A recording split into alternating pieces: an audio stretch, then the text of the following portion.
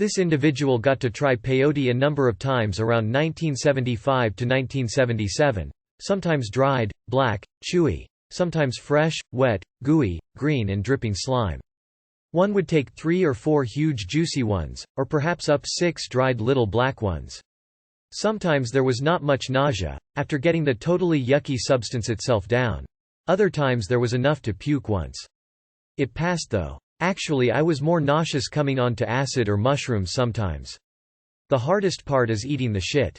I remember a very funny Zap Comics cartoon about gags to play on friends, and peyote toothpaste was one of them. Arg. The memory of the taste would produce involuntary shivers of revulsion for many years afterwards, though it's faded by now, alas smiley face.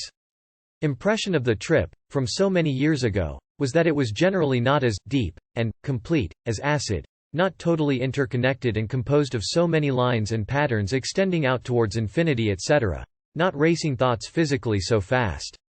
It was very visual, perhaps less auditory than acid, perhaps lacking some of the strangest, tactile hallucinations, from strongest acid trips where one felt as if one's hand actually touched a strange thing.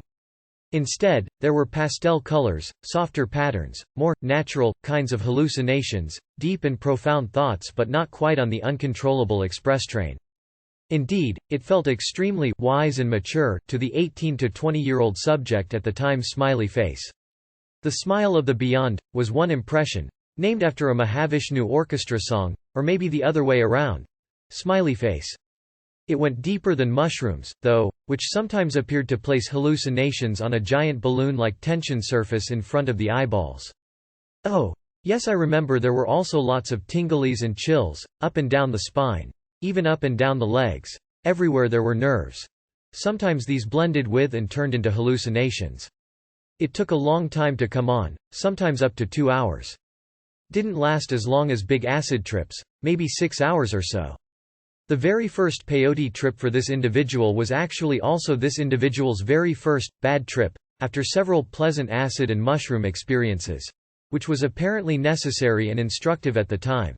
One recalls waiting and waiting and waiting forever, doing too many bongs of headache weed, for it to start, then all of a sudden, a goat-like figure with nasty horns appeared in pentagrams on all the walls, nodding specifically at me.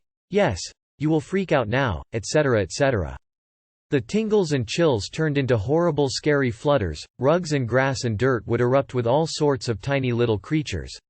Oh yes, I remember, peyote hallucinations would often take on an animate quality of actual little individual creatures, faces with personality and history and dignity behind them, etc.